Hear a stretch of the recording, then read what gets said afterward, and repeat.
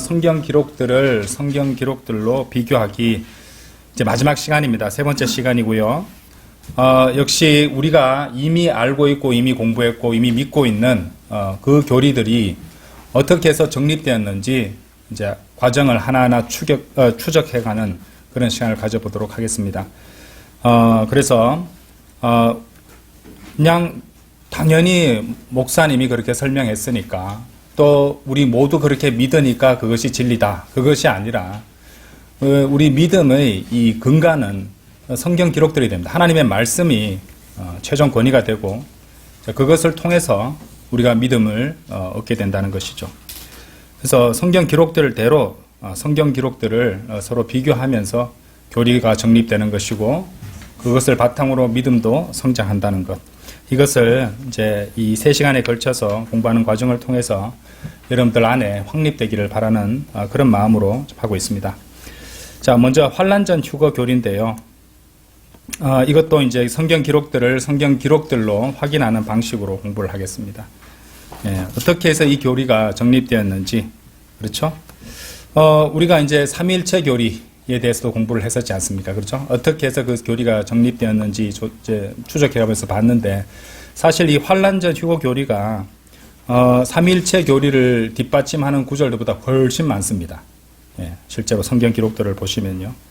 그래서 이 중요한 교리도 마찬가지로 한 절 또 한 절 또 다른 절을 통해서 정확하고 바른 교리를 정립하고 세우도록 하겠습니다. 역시 우리가 이제 한번 생각해 볼 수 있는 것은 이 그리스도인의 환란전 휴거 교리를 뒷받침해주고 모든 것을 담고 있는 명쾌한 단 하나의 구절이 있습니까, 성경에? 모든 것들을 다 담고 있는, 그러니까 너희는 7년 대환란 전에 적그리스도와 짐승의 표가 나오기 전에 땅으로부터 하늘로 올라와 나와 함께 할 것이다. 이런 성경 구절이 있습니까? 그런 건 없습니다. 이런 단순하고도 분명한 말씀이 있으면 논란의 여지가 없겠지만은 결코 없습니다. 그렇죠? 뭐 이런 구절 하나가 탁 있다면은 복잡할 것도 없고 싸울 필요도 없고, 그죠? 힘들게 여러 시간을 걸쳐서 설교할 필요도 없고 좋을 것이지만 그렇지 않다는 것이죠. 하나님께서는 그분의 말씀을 통해서 한 말씀과 또 다른 말씀, 또 한 말씀을 통해서 각각의 말씀이 보여주는 진리를 확인하고 또 믿고 그 모든 말씀들을 다 믿는 가운데서 완전하고 정확하고 바른 교리가 정립된다는 것이죠. 그래서 그렇습니다. 교리는 말씀들을 서로 비교하는 가운데 정립되는 것이지 단순히 어떤 신학적 주장을 내세우고 그것을 그냥 믿는 것이 아닙니다. 이것이 중요합니다. 교리를 그 말씀들이 바탕이 돼서 정립해 가는 것이죠. 그렇죠? 교단 교리는 그렇지 않습니다. 이들은 자기들이 가르치고 그것이 그냥 그대로 다 믿어야 되고 따라야 되는 겁니다. 그들은 성경으로도 제대로 뒷받침도 하지 않는 부분도 많아요. 그렇죠? 우리 바이블 빌리버는 그렇지 않죠. 우리는 그들과 방식 자체가 다 다른 것입니다. 자, 우리 삼위일체를 할 때 우리가 확인하고 증명하면서 교리를 정리했던 것 기억하시죠? 요한일서 5장 7절, 요한복음 1장 14절, 그 말씀이 육신이 돼서 오셨다는 그 말씀이 있었잖아요. 또 29절, 그분이 예수님을 보여주는 말씀이었죠. 에베소서 4장 5절, 6절, 한 하나님이라고 그랬잖아요. 그죠?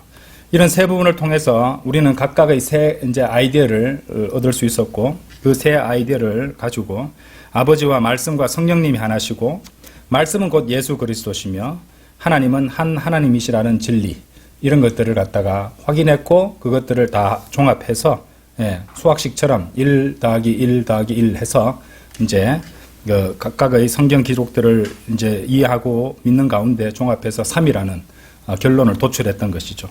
그래서 말씀이 예수 그리스도심으로 요한일서 5장 7절 말씀은 아버지와 말씀은 아들 예수 그리스도시고, 또 성령님이 하나시고, 에베소서 4장 6절에 나오듯 오직 한 하나님만 계심으로 아버지와 아들과 성령님은 한 하나님이시라는 삼위일체 교리를 성경 기록들로 정립했던 것입니다. 복습했어요. 지금. 그렇죠? 자, 그러니까 우리는 삼위일체 교리를 그냥 딱 믿은 것이 아니라 각각의 말씀들에서 드러나는 진리를 믿고 그것이 서로 조화롭게 정리되어 성경 교리가 되었던 것이고 우리는 그것을 믿는 것입니다. 자, 오늘 보시게 될 환란전 휴거 교리도 마찬가지죠. 우리는 단순히 교회가 7년 대환란 전에 휴거된다는 교리를 그냥 무턱대고 믿는 것이 아니죠. 우리는 각 말씀들을 통해서 부분 각 말씀에서 증거하는 그 진리들을 갖다가 믿는 것이고 그것이 완전한 교리로 세워지게 된다는 것이죠. 자, 여러분들은 성경의 모든 말씀이 무하고 모순이 없으며 진리임을 믿습니까? 예, 저는 그래 믿습니다. 우리는 그렇게 믿어요.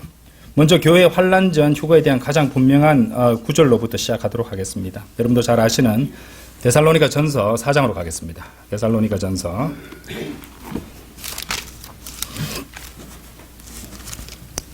자, 데살로니가 전서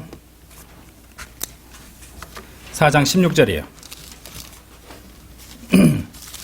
자, 가장 분명하고 또 이렇게 환란 전 휴거에 대해서 가장 분명하고 확실한 말씀 가운데 하나라고 우리가 말할 수 있는 이 데살로니가 전서 4장 16절 말씀인데 이 분명한 구절조차도 이 구절만 가지고 이제 생각했을 때는 우리가 믿고 있는 이 환란 전 휴거 교리 전체를 다 아우르는 구절은 아닙니다. 이 구절만으로 처리가 안 된다는 것이에요. 그렇죠? 한번 읽어보겠습니다.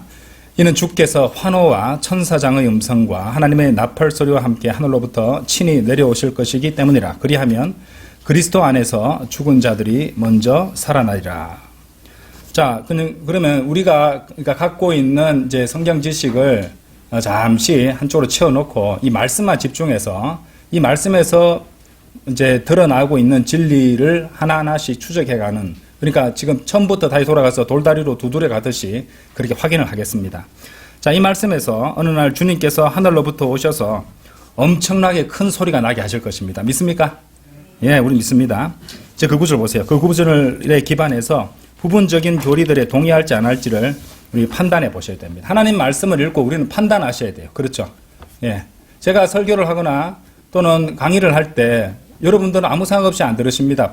끊임없이 판단하십니다. 말씀 보면서. 그렇죠? 그럼 겁이 나서 얼마나 하기 힘들겠습니까? 근데 하나님 말씀을 갖다가 딱 잡고 하나님 말씀대로 전하면은 자신감이 생깁니다. 그런 것이죠. 모든 설교자들, 모든 선포자들 모두 다 같은 입장에 사는 겁니다. 우리가 거리에서 당당하게 이제 하나님의 말씀을 선포할 수 있는 것도 그것이 하나님의 말씀이기 때문에 우리는 그것에서 담대함을 얻을 수 있다는 것이죠. 우리 자신을 보면은 뭐 부족하고 어리석고 결점도 많기 때문에 믿을 것이 별로 못 되면 저는 제 자신 안 믿습니다. 예. 참으로 이렇게 제 자신 믿을 부분이 없기 때문에 그래요. 어쨌든 어느 날 주님께서 하늘로부터 내려와서 큰 소리를 내실 것입니다. 그렇죠? 자, 그 다음 부분이에요. 그리스도 안에서 죽은 자들이 먼저 살아나리라. 그러니까 어느 날 하나님께서 하늘로부터 내려와 엄청 큰 소리를 내시고 죽은 사람들이 부활할 것이고, 그죠? 계속해서 보세요. 17절이에요.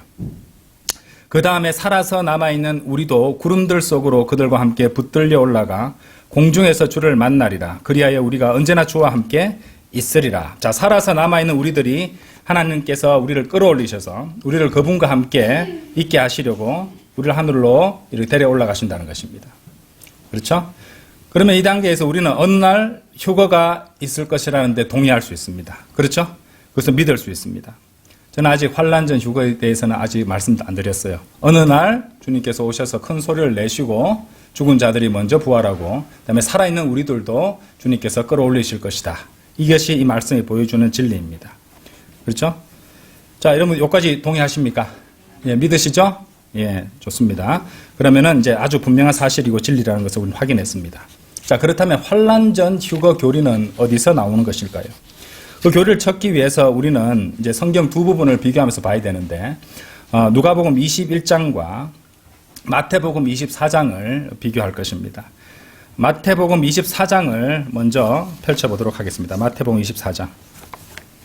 자, 누가복음 21장과 마태복음 24장은요, 서로 다른 기록자들이 서로 다른 방식으로 기록을 한 것인데, 사실은 주님께서 말씀하셨던 같은 내용에 대해서 말하고 있는 부분입니다. 그것을 그 말씀 성경 기록들을 보면서 이렇게 증명해 보도록 해보겠습니다.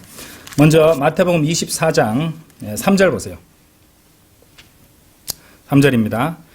이후에 그분께서 올리브산 위에 앉아 계셨을 때 제자들이 그분께 은밀하게 나와서 말씀드리기를 우리에게 알려주소서 언제 이런 일들이 있으리이까? 그리고 당신께서 오시는 것의 표적과 세상 끝의 표적이 무엇이리까 하였더라. 그러니까 제자들이 예수님을 찾아와서 이 세상의 끝에 무슨 일이 있을지 주님께 여쭙고 있습니다. 자, 이제 예수님께서 21절로 가보세요. 21절에서 무엇이라고 말씀하시는지 한번 보겠습니다. 21절. 자, 21절. 찾으셨죠? 한 장 넘기면 나옵니다. 이는 그때 대환란이 있을 것이기 때문이니 세상의 시초 이후로 이때까지 그와 같은 것이 없었으며 없나니 앞으로도 결코 없으리라. 자, 그러면은 이 예수님의 말씀대로 세상의 끝에 대환란이 있을 것입니다. 대환란이라고 아예 그냥 나왔죠? 그렇죠? 세상의 끝에 대환란이 있다는 것입니다. 자, 29절 보세요. 그날들에 속한 환란 직후에는 해가 어두워질 것이요 달이 그녀의 빛을 내지 않을 것이요 별들이 하늘에서 떨어질 것이요 하늘들의 권능들이 흔들릴 것이라. 자, 하나하나 확인해 보겠습니다. 그러므로 우리는 예수님 여기서 대환란에 대해서 말씀하고 계시다는 것에 동의할 수 있습니다. 그렇죠? 좋습니다. 예수님께서 대환란에 대해서 말씀하시고 계십니다. 그리고 다시 올라가서 16절 한번 보세요. 24장 16절. 마태복음 24장은 예수님 대환란에 대해서 말씀하시는데, 자, 16절에서 예수님께서 하시는 말씀이 무엇이냐면은 그때 유대에 있는 자들은 산들 속으로 도망할지어다 라고 했습니다. 그죠? 산들 속으로 도망할지어다. 자, 아까 제가 누가복음 21장과 비교한다고 그랬습니다. 마태복음 24장 16절에 나오는 유대에 있는 자들은 산들 속으로 도망할지어다 라는 이 말씀이 누가복음의 말씀과 이제 일치하는 부분이 있는지 보겠습니다. 자, 누가복음 21장 열어보세요. 마태복음 24장에 손을 하나 끼워 놓으시면 더 좋습니다. 누가복음 21장 거기 보시면은 21장 21절 보세요. 자, 그때 유대에 있는 자들은 산들로 도망할지니라. 여러분 보셨습니까? 예수님께서 마태복음 24장에서 말씀하신 것과 동일한 내용이 누가복음 21장 21절 그때 유대에 있는 자들은 산들로 도망할지니라 똑같이 나오고 있습니다. 자, 다시 마태복음 24장으로 돌아가 보세요. 자, 19절 보세요. 19절. 24장 19절. 그리고 그날들에는 아이 벤 자들과 젖 먹이는 자들에게 화가 있으리로다. 화가 있으리로다. 자, 그렇죠? 다시 누가복음 돌아오셔서 21장 23절 보세요. 그러나 그날들에는 아이 벤 자들과 젖 먹이는 자들에게 화가 있으리로다. 예. 똑같은 말씀이 나왔죠, 그죠? 예. 우리 서로 비교했습니다. 지금 마태복음 24장과 누가복음 21장을요. 자, 그러면은 이 증거 구절들을 통해서 여러분들께 다시 또 여쭤보겠습니다. 직접 확인해 본 결과 누가복음 21장과 마태복음 24장이 동일한 내용을 다루고 있다는데 동의하실 수 있습니까? 예, 동일한 내용을 다루고 있죠, 그죠? 예, 아직 저 환란전 휴거 얘기 안 했습니다. 그대로 동일한 내용이라는 것을 확인했습니다. 자, 이제 우리는 예수님께서 여기서 대환란에 대해 말씀하시고 계심을 확인할 수 있었죠. 자, 그런데 대환란의 이 때가, 이 시기가 뭐라고 불리는지 다시 누가복음 21장으로 가서 한번 보시기 바랍니다. 누가복음 21장 21절 보세요. 23절입니다. 누가복음 21장 23절. 그러나 그날들에는 아이 벤 자들과 젖 먹이는 자들에게 화가 있으리로다. 이는 그 지역 가운데 크나큰 괴로움이 있을 것이요 이 백성에게 임하는 뭐라고 되어 있습니까? 진노가 있을 것이기 때문이라 했습니다. 진노가 있을 것이기 때문이라고 말했습니다. 그래서 하나님은 이 대환란의 때를 진노가 있을 때라고, 진노가 임하는 때라고 말씀하고 계십니다. 그러므로 확실히 대환란의 때는 이 진노의 때가 된다는 것이죠. 자, 이 점에도 동의할 수 있겠습니까? 하나님 말씀에 그대로 나왔잖아요. 그죠? 자, 아직 저도 환란전 휴거에 대해서는 말씀 안 드렸습니다. 예, 단지 저는 여러분들께 하나님의 말씀을 하나하나 제시하면서 단순히 그 말씀에 대한 내용과 관련해서 그것에 대한 동의 여부를 여러분들께 묻고 있는 것이에요. 그렇죠?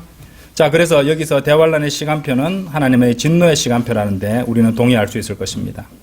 여기까지 동의하셨다면은 지금 우리가 성경 기록들로 비교해서 또 진리를 이제 찾아가고 또 교리를 세우고 있는 그 길에 있어서 올바르게 가고 있다는 것을 여러분 생각하시고 좋습니다. 자, 대환란은 그처럼 하나님의 진노입니다. 아까 동의하셨죠? 그리고 휴거가 있다는데 동의하셨습니다. 그렇죠? 자, 그래서 우리는 휴거가 있다는 데 동의했습니다. 아직까지는 환란전 휴거에 대해서 말씀 안 드렸습니다. 단지 휴거가 있다는 사실, 그리고 대환란이 하나님의 진노의 시간표에 해당한다는 그 사실에 동의하셨는지 여러분들께 물었던 것이죠. 그것까지 동의하셨습니다. 이제 데살로니가 전서로 다시 돌아오셔서, 자, 데살로니가 전서, 자, 5장입니다. 5장. 5장 9절.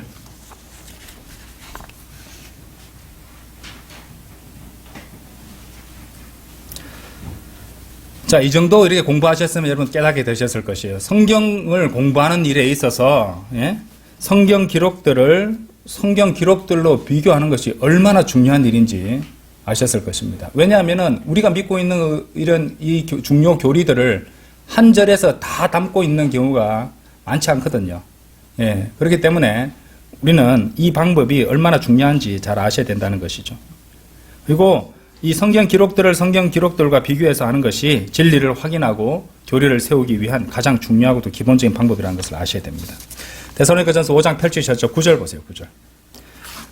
자, 눈치 빠른 부분 이미 보고 이 본문 말씀 보고 이제 아십니다. 이는 하나님께서 우리를 뭐라고 나왔습니까? 진노에 이르도록 정하신 것이 아니요 오직 우리 주 예수 그리스도에 의하여 구원을 획득하도록 정하셨기 때문이라 라고 말씀하십니다. 하나님께서 우리를 진노에 이르도록 정하시지 않았다고 분명히 말씀하십니다. 하나님은 우리를 진노의 시간표 안에 두지 않으셨다는 말이죠. 그래서 여러분들은 데살로니가전서 5장 9절 말씀에 나오는 대로 그 사실에 동의할 수 있습니까? 하나님께서는 우리를 진노에 이르도록 정하신 것이 아니라는데 동의하실 수 있겠습니까? 동의할 수 있죠. 자, 아직 환란 전 휴거 말씀 안 드렸습니다. 다만 하나님께서 우리를 진노의 시간표에 두지 않았다는 것, 진노의 때에 던져두지 않으셨다는 것을, 우리를 진노에 이르도록 정하신 것이 아니라는데 동의할 수 있는지 여쭤봤고 여러분들은 그렇다고 말씀하셨어요. 이제 장차 우리는 휴거가 될 것입니다. 우리는 하늘로 갈 것이란 말입니다. 아까 휴거 말씀이 있었잖아요. 데살로니가전서 4장에서. 그렇죠? 동의했고 우리는 믿고 있습니다. 근데 그때가 언제입니까? 대환란이 시작되고 난 대환란 중입니까? 아니면 대환란 후입니까? 아니면 대환란 전입니까? 이것을 생각해 봐야 되죠. 분명한 사실은 성경 기록이 대환란을 하나님의 진노라고 말씀하셨다는 것입니다. 그죠? 한 말씀 한 말씀 중요하죠. 성경 말씀은. 성령님께서 그분의 목적에 따라서 그렇게 기록하게 하신 것입니다. 근데 데살로니가전서 5장 9절은 우리의 시간표가 진노에 해당하는 것이 아니라고 분명히 말씀하셨다는 것이에요. 그러므로 우리가 환난 중에, 대환란 중에 휴가 될 수가 없다는 것을 우리는 알 수 있습니다. 예, 진노는 우리에게 정해지지 않았거든요. 그리고 이것은 우리가 대환란 전에 휴거되어야 함을 의미하는 것이기도 합니다. 그래서 우리는 이것을 환란 전 휴거라고 말하고 환란 전 휴거 교리라고 가르치고 배우고 믿는 것입니다. 왜냐하면 우리에게 정해진 시간표가 대환란을 거칠 수 없기 때문이죠. 그처럼 환란 전에 이제 휴거가 이제 있어야 한다는 것입니다. 그래야지 성경 말씀이 모순이 안 되는 것이죠. 네. 성경 기록들과 성경 기록들을 비교하며 교리를 세우는 방식을 아시겠죠? 그죠? 한 구절 가지고 팍 되는 것이 아닙니다. 한 구절에서 요만큼의 진리가 있고 또 우리 성경 기록들 전체가 모순이 없다는 데 동의하기 때문에 그것을 믿고 그것은 분명한 말씀이고 하나님의 말씀이니까 요 말씀도 진리고 요 말씀도 진리고 이 두 가지가 모두 진리니까 성경적 교리가 나온다는 것이죠. 예. 그렇죠? 그러니까 한 부분에 동의하고 다음 부분과 그 다음 부분을 추가할 때 그 모든 그 나머지 또 두 부분이 다 의미가 있는지 확인을 해야 되고 그것을 종합해서 올바른 결론에 도출해 간다는 것입니다. 그러니까 여러분들이 성경 공부를 할 때도 항상 그냥 어떤 요건 요게 맞아 저건 저게 맞아 이런 사실만 기록할 것이 아니라 어떻게 해서 하나님의 말씀을 이렇게 뒷받침하고 있기 때문에 그래서 이것이 진리다. 이렇게 해서 이 분명한 교리에 대한 지식도 갖고 있고 또 확신도 할 수 있고 믿을 수 있는 것이에요. 만약 그렇게 하지 않고 어떤 사람이 인도하는 대로 가르치고 배워서 그렇게 세뇌당하듯이 알고 있다면 그 사람이 배교해버리면 어떻게 됩니까? 여러분 믿음 다 무너지는 것이에요. 그렇죠? 하나님의 말씀이 성경 기록이 그 기반이 돼야 된다는 것입니다. 예. 그래서 우리 모두는 그렇게 돼야 돼요. 그렇죠? 예. 자, 이제 조금 더 깊이 들어가겠습니다. 자, 다음 교리는 뭐냐면요. 세대주의 구원 교리입니다. 세대주의. 그러니까 우리가 이제 구원, 하나님의 은혜의 복음에 대한 것도 우리가 이제 성경 기록들로 비교해서 확인을 했잖아요. 그죠? 그러니까 다른 시대에 다른 구원 교리가 있다는 것을 어떻게 우리가 성경적으로 믿고 증명할 수 있는가 이 문제입니다. 지금 이것은 세대주의 구원 교리. 그리고 이것은 상당히 범위도 크고요. 시간도 많이 걸리고 또 어려운 문제라고도 할 수 있습니다. 근데 좀 쉽게 좀 설명을 해볼게요. 자, 쉽게 말해서 세대주의 구원 교리는요, 성경 전체에 있어서 다른 시대와 다른 사람들을 위한 다른 사람들의 무리를 위한 구원이 있다는 것이죠. 그리고 성경에는 여러 시대에 걸쳐 다른 구원 계획이 있었습니다. 예, 그리고 이것은 아주 중요한 기독교 교리이기도 해요. 이건 역시 우리는 하나의 완벽하고 명확한 구절만으로 이 교리를 세울 수가 없습니다. 예, 이것도 마찬가지예요. 성경 기록들로 비교해서 그렇게 해야 됩니다. 자, 그렇다면 성경 기록상에 다른 방식의 구원이 있었다고 어떻게 주장할 수 있습니까? 우리는 구약 시대의 유대인들이 이 신약 시대의 기독교 그리스도인들과 다른 방식으로 구원받았다고 믿습니다. 그렇죠? 또한 신약의 그리스도인들은 환란 시대 유대인들과 다른 방식으로 구원을 받는다는 것도 우리가 알고 있습니다. 자, 그 서로 다른 구원들을 한번 구별해 보자는 것이죠. 먼저 오늘날 우리가 살아가고 있는 이 은혜 시대에는 이 구약 시대의 구원과는 다른 방식으로 구원을 받습니다. 그 증거는 생각보다 간단합니다. 솔직히 한 두 구절만 봐도 그만이지만은 우리는 이제 이 공부를 하면서 세 구절 정도를 살펴볼 것입니다. 먼저 첫 번째로 우리는 서로 다른 시대가 있었다는 것에 동의해야 합니다. 그러니까 서로 다른 시대에 하나님께서 다른 방식으로 일하셨다는 것을 알아야 된다는 것이죠. 자, 그러면 여기서 구원의 시대가 서로 다른 그런 부분들이 있다는 명확한 구절을 한번 보겠습니다. 한 시대의 구원이 다른 시대의 구원과 다르다는 것이에요. 갈라디아서 3장입니다. 갈라디아서 3장. 한번 가보시죠. 갈라디아서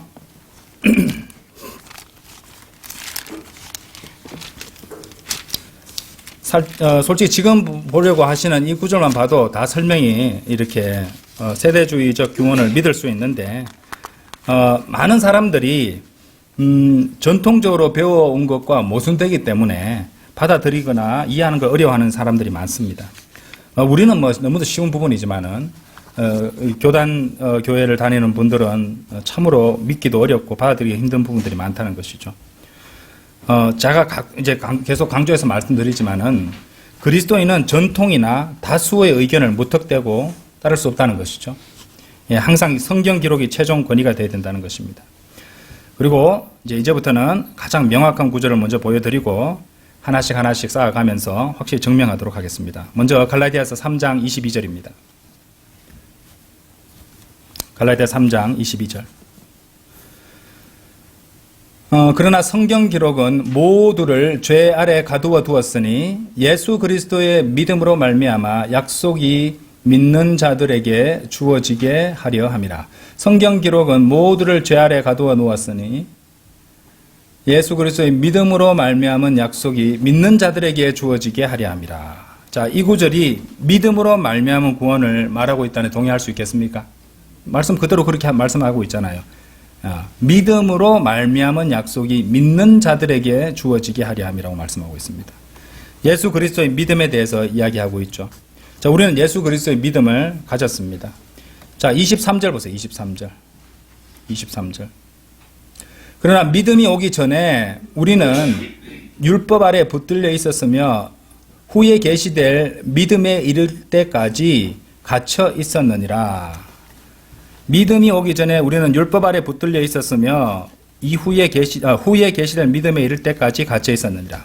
그러니까 믿음이 오기 전에 우리는 율법 아래 붙들려 있었다고 말씀하십니다. 율법이 여기서 말하는 게 뭡니까? 구약입니다. 구약. 그렇죠? 믿음이 올 때까지 율법 아래 붙들려 속박되어 있었다는 것이죠. 그죠? 당연하게도 율법 아래에서는 믿음에 의한 구원이 없었습니다. 그러니까 믿음이 이후에 나타나야 됐다는 것이죠.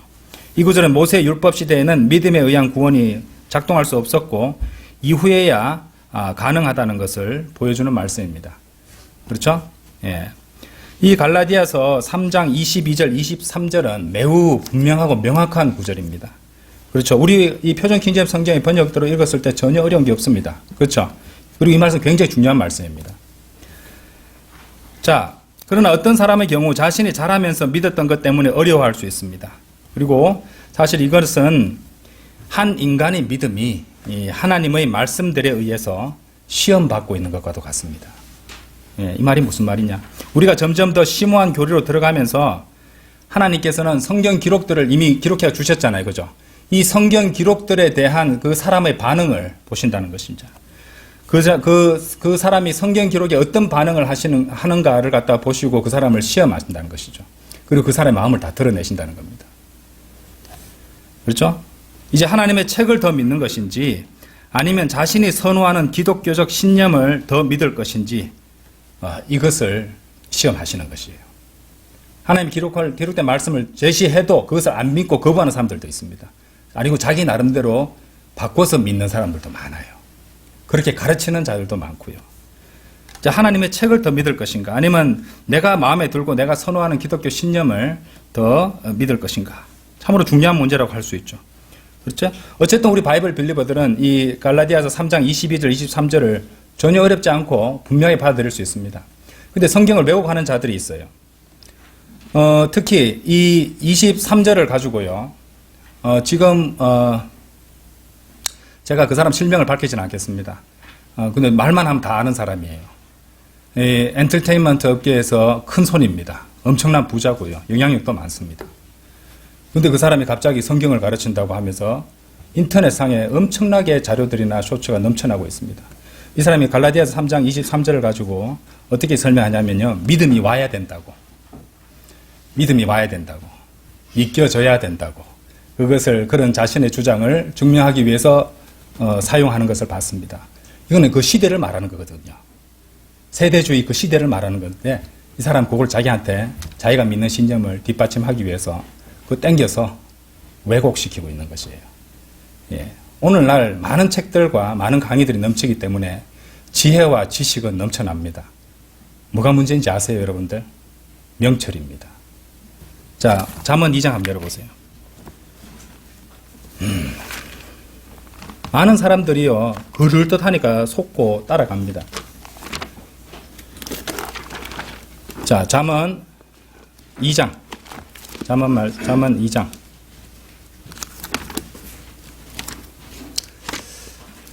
제가 원래 준비할 때는 이 말씀 안 드리려고 했는데 오늘 아침에 성경 읽으면서 주님께서 좀 부담을 많이 자꾸 생각이 나게 하시고 좀 부담을 주셔가지고 제가 그 말씀 드리는 겁니다. 오늘 제가 봤던 말씀이에요. 10절.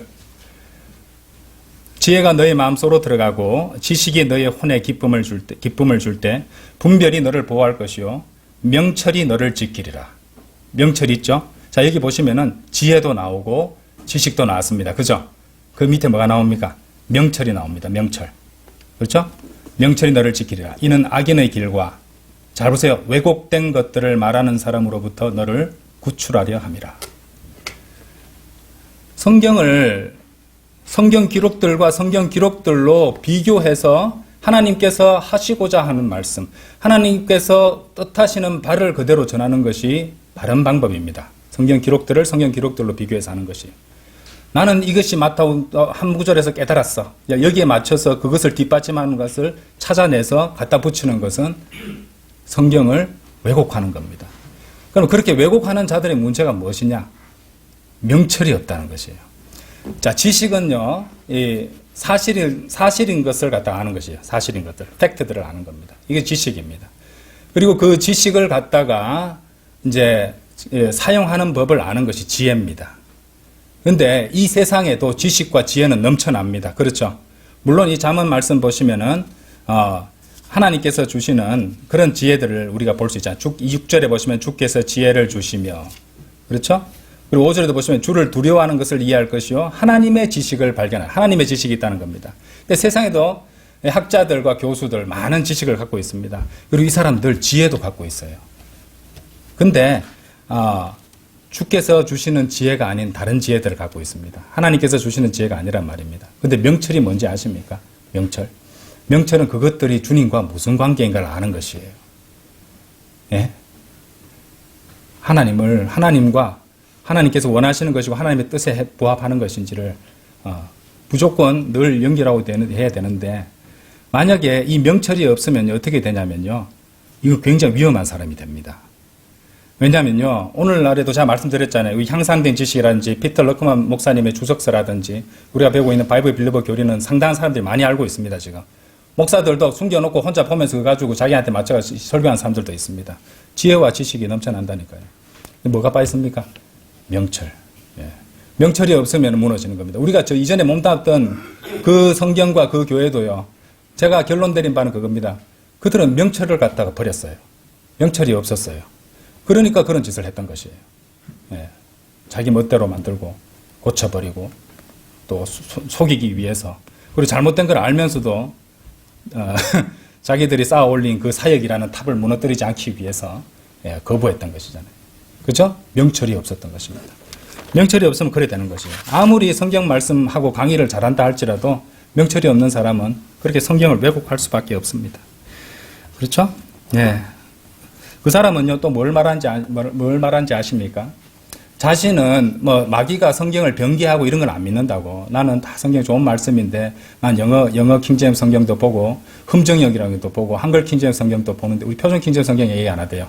자, 이런 것들을 나는 보는데, 나는 마귀가 성경을 변개한다 이런 것은 안 믿겠습니다. 그러니까 하나님께서 주신 순수한 말씀 한 가지가 있다는 것을 인정하지 않는 것이에요. 근데 그 사람, 그럼 뭔지 아십니까? 그게 무슨 말이냐면은, 내가 최종 권위야 이 말입니다. 내가 최종 권위야. 내한테 맞춰서 내한테 내 마음에 드는 것만 찾아서 믹스 매치 해가지고 쓰겠다는 거거든요. 예. 그것이 바로 말씀을 왜곡하는 것이고, 그런 사람은 명철이 없는 사람입니다. 그렇죠? 복음도 이렇게 전하면서 믿음이라는 것을 얘기하면서 그렇게 믿음이 오는 것이다. 그러면 자기 자신의 구원을 갖다가 너무 받고 싶었는데 아무리 믿으려고 아무리 애를 써도 안 믿어지더라는 겁니다. 어느 순간에 믿어졌다는 거예요. 예. 성경은 믿으라고 하시는 겁니다. 믿으면이라고 하시잖아요. 그죠? 예? 고린도전서 한번 가보십시오. 제가 옆으로 약간 샜지만은 맞아 말씀드리고 계속 이어들어 가겠습니다. 고린도전서 15장이에요.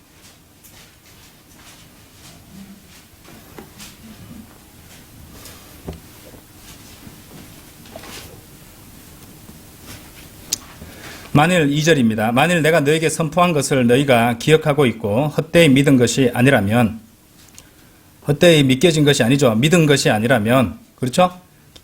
기억하고 있고, 너희가 내가 뭘 믿었는지 분명히 할 필요가 있다는 거예요. 내가 뭘 믿었는지를 알고 있어야 되잖아요. 그렇죠? 예, 무엇을 해서 무엇을 믿었는지. 그리고 헛되이 믿은 것이 아니라면 믿은 것이잖아요. 그 복음으로 너희 또한 구원받은 것이라. 이는 나 또한 받은 것을 내가 무엇보다도 먼저 너희에게 전달하였기 때문이니 그것은 곧 성경 기록들대로 그리스도께서 우리 죄들로 인하여 죽으셨다는 것과 그분께서 장사되셨다는 것과 성경 기록들대로 그분께서 셋째 날에 다시 살아나셨다는 것이라. 자, 여러분들 계속 반복되는 말이 있습니다. 제일 중요한 원칙이에요. 성경 기록들대로예요. 성경 기록들대로. 성경 기록들이지, 잘 보세요. 성경 기록대로라고 했습니까? 성경 기록들대로라고 했습니까? 기록들대로입니다. 그래서 무슨 말인지 아시겠어요? 제가 말씀드렸잖아요. 몰몬교라든지 여호와의 증인이라든지 예수 그리스도의 죽음, 장사, 부활 사람들 믿는다고 말한다니까요. 근데 어디서 틀렸습니까? 성경 기록들대로가 아니잖아요. 그렇죠? 예. 예수님이 육신을 입고 오신 하나님이라는 것도 믿지 않고 그분이 하나님이시라는 사실을 안 믿잖아요. 그렇죠? 또 구원을 행위 구원이 아니라는 것도 안 받아들이잖아요. 그들은 또 행위 구원을 갖다가 주장하고 있지 않습니까? 믿음도 있고 행위 구원도 주장한다는 것이죠. 성경 기록들대로라니까요. 그죠? 성경 기록들. 이게 제일 중요한 원칙입니다. 그렇죠? 믿어지고 깨달아지고 그거는 은사주의예요. 은사주의. 경험에 깨달아지는 그 순간이 있어야지 구원이라고 말합니다. 그들은. 구원파도 그러죠? 그건 뭡니까? 은사주의 체험이잖아요. 체험. 방언만 안 했다 뿐이지 필링을 중시하는 거잖아요. 그죠? 그렇게 해서 믿어졌는 말씀이 깨달아졌다. 눈이 뜨였다. 영적인 눈이 뜨이면서 나는 구원받았다. 이런 식입니다. 아니, 예수 그리스도를 자기 구원자로 믿고 받아들이면 되는 것인데 왜 그런 것을 얘기하는지 저는 이해가 안 된다는 것입니다. 자, 우리가 전하는 구원을, 복음을 어떻게 전하는 것입니까? 먼저 우리는 거리에서 우리가 복음을 전하잖아요. 전할 때 우리가 시간이 없습니다. 왜냐하면 걸어가는 사람한테 전해야 되니까. 그래서 때로는 말을 갖다 급하게 빨리 할 때도 있습니다. 그렇죠? 안타까운 마음에. 그런데 복음을 전할 때는요, 그 사람이 정확하게 이해하게 해야 됩니다. 이해하지 않으면 안 됩니다. 알아야 되고 이해해야 됩니다. 자, 사도행전 13장 38절 한번 보십시오.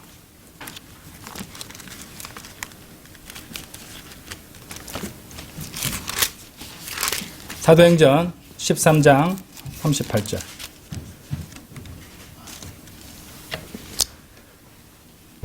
그러므로 남자 형제들아 너희에게 이것이 알려질지니 be it known unto you 라고 되어 있죠. 그죠? know. 알려져야 된다는 거죠. 그죠? 그 사람이 알도록 설명을 하지 않으면 어떻게 그것이 알려집니까? 그렇죠? 이 사람을 통하여 너희에게 죄들의 용서함이 선포되었다는 것과 알아야 됩니다. 알고 나서 그것을 이해하고 나서 그렇죠? 예. 그 다음에 우리 복음 전할 때 어떻게 하는 겁니까? 지옥의 무서움에 대해서 죄의 대가가 어떤 것인지 얼마나 끔찍한 것인지 왜 예수님께서 십자가에서 그런 끔찍한 죽음을 겪으셔야 했고 심지어 죽어서 지옥까지 내려가셔야 했었는지 우리가 그걸 갖다가 죄의 끔찍함과 그것을 예수 그리스도의 십자가를 갖다 증거하잖아요. 예. 그렇게 해야 그 사람이 나는 지옥 갈 수밖에 없구나. 내가 어떻게 해야 되지? 구원을 베푸시는 분에게로 가야겠다. 이게 회개입니다. 마음이 변합니다. 마음의 변화. 마음의 변화가 생기지 않겠습니까? 그래야 믿을 수 있습니다. 예? 회개 없이 가만히 앉아서 지적으로 뭐 깨달아지면 그거다. 그게 아니라요. 회개하고 그래야 믿을 수 있는 것이에요. 근데 놀랍게도 성경에는 그런 관련 구절들도 한 번씩 나옵니다. 마태복음 한번 열어보세요. 마태복음 21장 32절.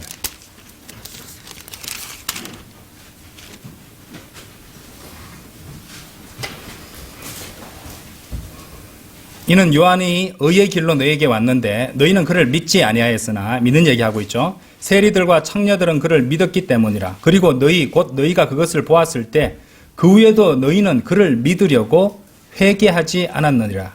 한번 보세요. 믿음 앞에 뭐가 있어야 된다고 말씀하시는 겁니까? 회개를 말씀하시는 거예요.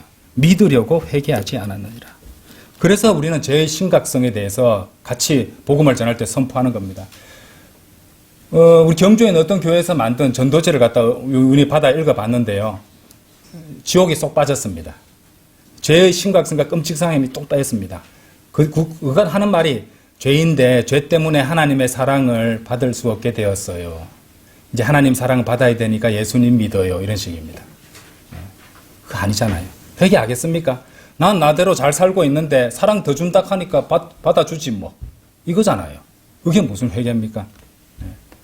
그건 성경적인 복음이 아니라는 말이죠. 그렇죠? 자, 그래서 우리가 이제 로마서 10장 가보십시오. 다시 복음에 대해서 간단히 정리하고 가겠습니다. 로마서 10장. 순서가 나와요, 순서가.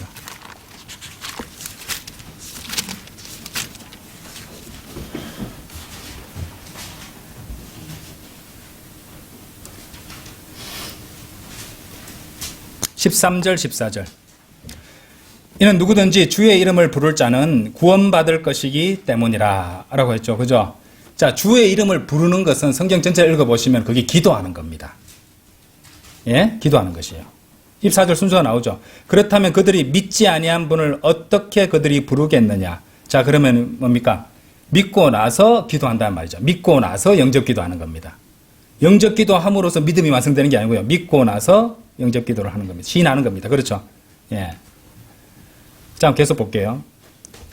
그들이 들어보지 못한 분을 어떻게 그들이 믿겠느냐. 자, 믿기 전에는 아까도 말씀드렸죠. 알고 이해해야 됩니다. 듣고 이해하고 알아야 됩니다. 그렇죠? 예. 또한 선포자 한 명도 없이 어떻게 그들이 듣겠느냐. 그러니까 우리가 복음을 전하는 것 아닙니까? 들어야 되니까. 그렇죠? 자, 우리가 전하죠. 그들이 우리가 전한 바를 듣고 이해하고 알고 믿습니다. 그리고 믿은 바에 따라서 물론 믿을 때는 그 안에 죄의 심각성과 끔찍함과 지옥의 형벌과 불의 호수의 형벌을 듣고 회개를 하겠죠. 그죠? 예. 그 상태에서 이제 믿는 겁니다. 그러니까 이런 것들이 빠졌기 때문에 믿지 못하는 것이에요. 안 믿는 거죠. 안 믿는 거죠. 그러니까 안 믿는 겁니다. 안 믿는 것이. 나 12년 동안 열심히 믿으려고 애를 써도 안 믿어졌어요. 그렇죠? 예. 회개하는 마음이 없었다는 것이죠. 자, 그 다음에 그래서 주의 이름을 부를 자는 구원받을 것이기 때문이라. 그래서 우리가 영접 기도를 제일 뒤에 하는 겁니다. 믿음 바를 따라서 시인함으로써 이 성경 말씀대로 구원을 받는 것이죠. 자, 그래서 이 복음을 가지고 또 믿음에 대해서 왜곡하는 자들을 조심하십시오. 예, 조심하세요. 왜곡하는 자들. 예, 그 자들은 특징이 뭐냐면요. 성경 기록을 중시하지 않습니다. 그리고 성경 기록들을 성경 기록들과 비교해서 그 믿음을 정립하고 교리를 세우지 않습니다. 예, 그런 자들은 명철이 없는 자들이기 때문에 만약에 여러분들이 지혜와 지식만 구하는 사람이라면 속아 넘어가게 되어 있습니다. 그러므로 우리 성도들한테 제가 간절하게 원하고 제가 기도할 때도 늘 그렇게 말씀하잖아요. 예, 성도들의 지혜와 지식과 명철을 더해달라고. 이건 주님께 구해야 됩니다. 적극적으로 구해야 됩니다. 매일. 주님 지혜와 지식과 명철을 주십시오. 간절하게 매달려야 된다는 겁니다. 그렇죠? 잠언 2장에 나오잖아요. 그렇죠? 그렇게 하시면은 우리가 주신다는 것입니다. 자, 어쨌든 본 주제로 돌아와서 마저 또 말씀을 드리겠습니다. 어쨌든 이런 성경 기록들이 결국에는 우리가 성경 기록들을 가지고 이런 여전히 평가는 갖지만 성경 기록들이 우리를 시험하고 있는 겁니다. 그리고 그 은밀한 의도들, 사악한 의도들, 어두운 의도들을 성령님께서는 그 성경 기록들을 통해서 다 드러나게 하시는 것이에요. 아시겠죠? 자, 우리가 갈라디아서 3장 22절, 23절 말씀에 더 추가해 보겠습니다. 자, 기독교 신자들이 많이 혼란스러워하는 장이 있는데 야고보서 2장입니다. 야고보서 2장. 야고보서 2장은 많은 사람들이 혼란스러워합니다. 이럴 때 우리가 비교할 때 로마서 4장과 야고보서 2장을 많이 비교하는데요. 이 로마서 4장과 야고보서 2장을 보시면요. 너무 대조적이에요. 차이가 많이 납니다. 이제 야고보서 2장 24절 한번 보십시오. 야고보서 2장 24절.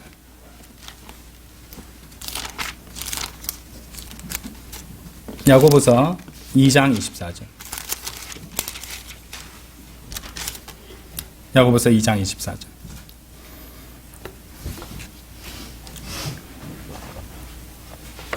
그렇다면 사람이 행위들로 정당함을 입증받으며 믿음만으로 되지 않는 것을 너희가 보는도다.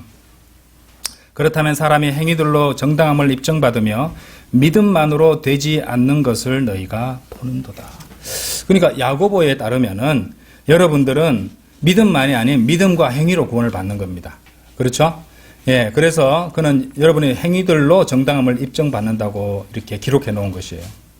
그런데 이 말씀은 우리가 읽었던 이제 로마서 말씀과 모순됩니다. 자, 여기 손가락을 끼워 두시고 로마서 4장으로 한번 가보시겠습니다. 로마서 4장 5절. 자, 그러나 일하지 아니하더라도 불경건한 자의 정당함을 입증하시는 분을 믿는 자는 그의 믿음이 의로 여겨지느니라. 그렇죠? 자, 야고보는 행위가 없는 것을 비난했습니다. 당신은 믿음과 함께 행위가 있어야 돼요. 뭐 이렇게 말한 겁니다. 믿음만 가지고는 안 돼요. 그렇죠? 우리가 야고보서 2장 24절에서 우리가 그것을 봤습니다. 믿음만이 아닌 행위도 있어야 한다는 것을. 근데 로마서 4장 5절에서 바울이 말한 것은 일하지 않더라도 불경건한 자의 정당함을 입증하시는 분을 믿는 자는 그의 믿음이 의로 여겨지느니라 이렇게 말했습니다. 그러니까 여러분이 일을 하지 않아도 믿음을 가질 수 있고 만약 여러분 중 누군가가 믿음을 가지고 일을 하지 않아도 그 사람의 믿음이 의로 여겨진다는 겁니다. 그게 무슨 말입니까? 구원받았다는 말입니다. 그렇죠? 자, 그러면 이것이 야고보서 2장과 로마서 4장 이 두 개를 가지고 우리가 할 수 있는 말이 뭡니까? 모순이네. 그죠? 이래 성경책 안에 서로 반대되는 말이 있네. 서로 모순이 되는 말이 있네. 자, 그런데 지금 우리가 계속 이어오고 있는 논리 진행 방식을 한번 돌아보시기 바랍니다. 한 구절을 보죠. 그리고 이제 야고보서 2장 말씀을 봤습니다. 그 다음에 로마서 4장 말씀을 갖다가 또 보고 그것을 추가합니다. 그죠? 그러니까 로마서는 믿음만으로 행위는 필요 없다고, 그죠? 그 말을 했습니다. 우리는 그것을 믿고 그것을 안다는 것이에요. 그러면 야고보서와는 대조적이 될 수밖에 없습니다. 소위 말하는 모순이 된다는 것이죠. 야고보서는 믿음과 행위를 말하니까요. 자, 아직까지 저는 세대주의 구원에 대해서 서로 다른 분배 방식에 대해서, 은혜의 분배 방식에 대해서 믿으라고 아직 말씀 안 드렸습니다. 일단 모순처럼 보이는 부분이 있다는 걸 갖다가 제가 분명히 말씀드리는 것이에요. 성경 말씀인데 틀리면 안 되잖아요. 그죠? 모순이 아니란 말입니다. 자, 그러면은 여기까지 이제 우리가 동의할 수 있는지 한번 확인해 봅시다. 로마서는 믿음만으로 행위가 필요 없다고 매우 명확하게 말했습니다. 그리고 야고보서는 믿음만으로는 부족하고 행위가 필요하다고 분명히 말했습니다. 여기까지 동의할 수 있습니까? 예, 동의하시죠? 자, 그러면 여기서 한번 생각해 보십시오. 성경은 모순이 될 수 없습니다. 그렇다면 이것은 서로 다른 시대들에 대한 구원을 말할 수 있을 가능성이 있을 수 있는 겁니다. 예, 모순이 될 수 없으니까요. 자, 그러면은 서로 다른 시대 구원을 한번 생각해 보시는 겁니다. 다른 시대일 수 있을까? 다른 시간대를 말하는 것일 수 있을까? 그래서 궁금하게 여길 수 있을 것이에요. 그러니까 우리 시대를 한번 이제 살펴볼 필요가 있다는 겁니다. 그렇죠? 어느 시대를 가리키는 그 말씀이 있다면 우리가 시대를 파악할 수 있을 것 아닙니까? 그렇죠? 야고보서 다시 돌아가셔서 야고보서. 네. 야고보서. 자, 우리가 지금 야고보서 2장 봤죠? 로마서 4장 봤는데 서로 모순처럼 보였어요. 맞죠? 자, 그 다음에 한 구절 여기서 더 더하는 겁니다. 야고보서 5장입니다. 야고보서 5장. 야고보서 5장 3절이에요. 너희의 금과 은은 부식되었으며 그것들의 녹이 너희를 대적하는 증거가 될 것이요 불처럼 너희의 살을 먹으리라.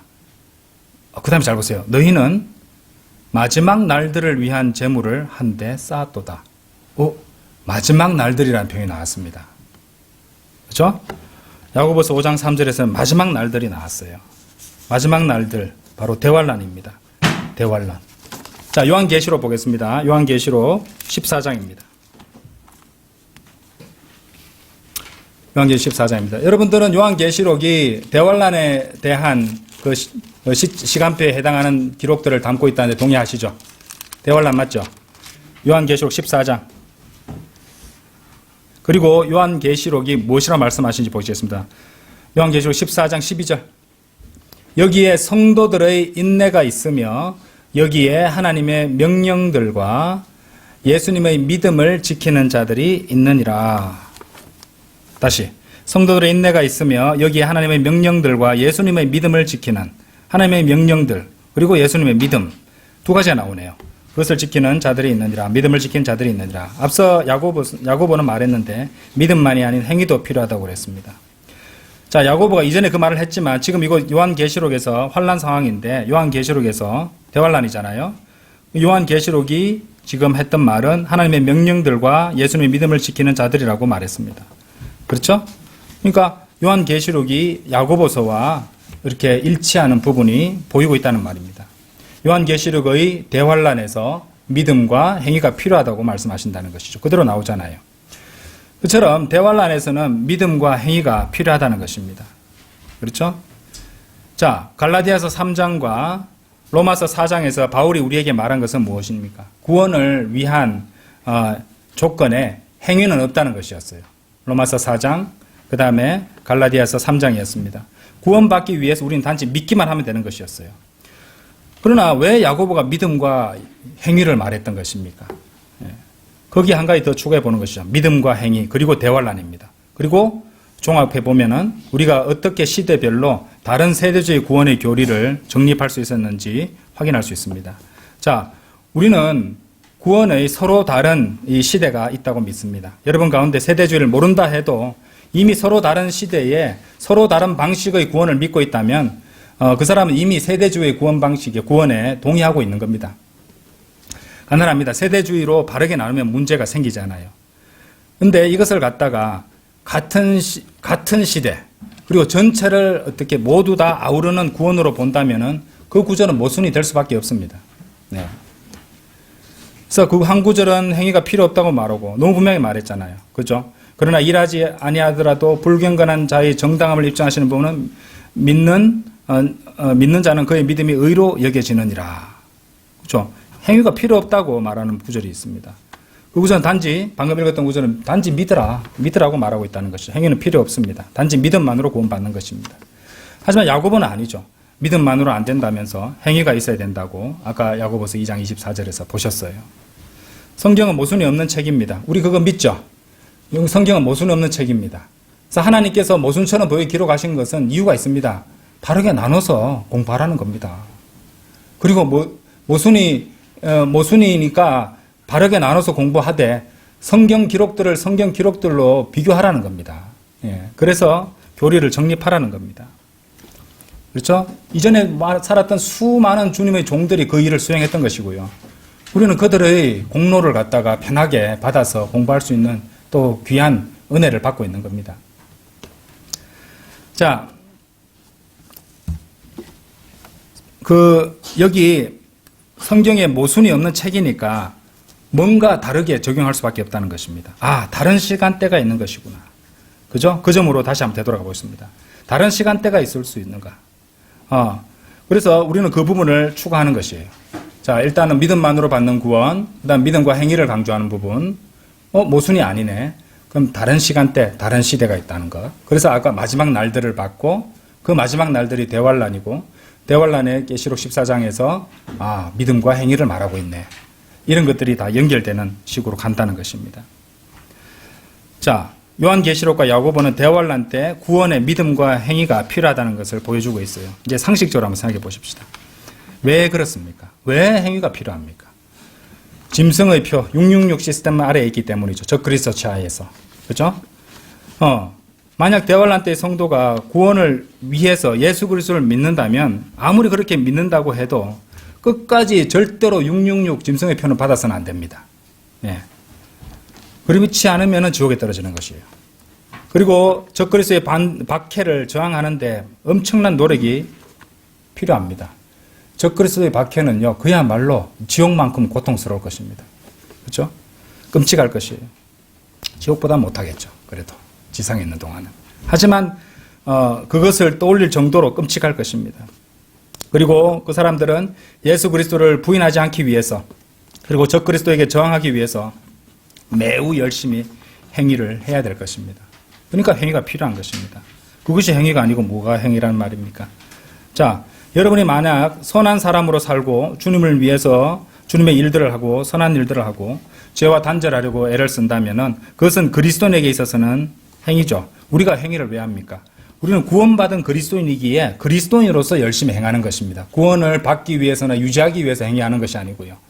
그렇죠? 구원받았기 때문에, 영원한 구원의 보장을 받았기 때문에 우리는 주님을 사랑의 동기로서 섬기는 것, 그리고 죄와 단절하려고 주님 앞에 주님께 기쁨을 드리는 그리스도인들로서 살아가려고 그렇게 열심히 행하는 것이잖아요. 하지만 적그리스도에게 저항하고 주님을 섬기고 적그리스도의 세상에서 죄와 단절하는 것은 우리 그리스도인이 구원받은 그리스도인이 하는 행위와는 비교가 안 됩니다. 이거는. 이 행위는요, 정말로 보통을 넘어서는 엄청난 경지가 될 것인데 그야말로 비명을 지르면서 울부짖으면서 하는 행위가 될 것입니다. 그렇죠? 그렇기 때문에 세대주의적 구원은 매우 중요한 교리입니다. 왜냐하면은 여러분들은 우리가 이미 다 공부를 했습니다. 성경에서 물침례로 이제 구원받는다는 것처럼 보이는 구절도 있고, 믿음과 행위로 구원받는 구절도 찾을 수 있고, 구원을 잃을 수 있는 것처럼 보이는 구절도 있고, 구원의 영원한 보장에 대한 구절도 있으며, 또 행위가 아닌 믿음만으로 구원받는다는 구절도 찾을 수 있기 때문입니다. 그렇게 보면은 이 세대주의와 성경을 바르게 나누는 것을 적용하지 않으면은 성경은 모순으로 가르친 책이 되어버릴 것이고, 이단들은 특징이 뭡니까? 성경 기록들을 성경 기록들로 비교하고 바르게 나누지 않기 때문에 자기 원하는 것만, 선호하는 것만 붙잡고 끝까지 주장하고 나가는 겁니다. 근데요, 한번 생각해 보세요. 오직 예수 그리스도의 보혈만을 믿는 것, 믿음만으로 구원받는 것인데, 그것도 해야 되지만은 내가 끝까지 계명을 지켜야지 구원받는다라고 그렇게 산다면은 그건 구원이 아니잖아요. 예. 그거는 잘못된 복음이잖아요. 예. 별거 아닌 것 같지만요, 그거는 천국과 지옥의 차이를 만들어내는 엄청난 일이 된다는 것입니다. 자, 이제 우리는 세대주의적 구원이라는 교리도 정립했습니다. 앞서서 우리는 환란전 휴거 교리도 정직하게 성경 한 구절 한 구절 찾아가면서 환란전 휴거 교리도 이렇게 간단하게나마 정립할 수 있었습니다. 자, 그럼 여러분들에게 마지막 질문을 드리겠습니다. 우리가 그것을 어떻게 했습니까? 우리가 그것을 어떻게 했습니까? 어떻게 해서 그렇게 할 수 있었습니까? 성경 기록들과 비교함으로써 그렇게 할 수 있었던 것이에요. 이제 그 방법 아셨죠? 예. 여러분들 믿음은요, 목사나 성경 교사의 그 사람의 말에 달려 있으면 안 됩니다. 예. 그 사람이 성경 기록대로 전하면은 그거는 결국에는 성경 기록을 의지하는 것이니까 상관이 없습니다만은 결국 우리는 우리 믿음의 그 닻을 성경 기록에 탁 내리고 있어요. 뿌리 내리고 있어야 된다는 것이죠. 그럼 흔들리지 않습니다. 흔들리지 않는다는 것이죠. 이제 그 방법을 여러분 아셨으니까 진리의 말씀을 바르게 나눠서 너 자신을 하나님께 인정받은 자로서 부끄러워할 필요 없는 일꾼으로서 나타나야 돼요. 나타내도록 공부하라 했잖아요. 그죠? 하나님께 나타내지고 또 형제 자매들 앞에도 나타나야 됩니다. 우린 좋은 간증으로 왜 그럴까요? 주님께 영광을 돌리고 서로를 세워주기 위해서. 서로를 세워주기 위해서. 그렇죠? 예.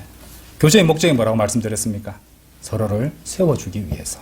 그러니까 여러분들이 내가 하는 말들이 내 사랑하는 지체들을 세워주는 말인가?